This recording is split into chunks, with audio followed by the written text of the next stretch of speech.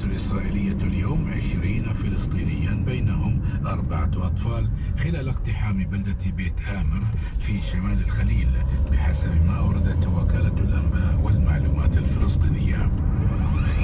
أعلن البيت الأبيض أنه تم تمديد الاتفاق بين لبنان وإسرائيل حتى 18 من فبراير المقبل بعد عدم التزام إسرائيل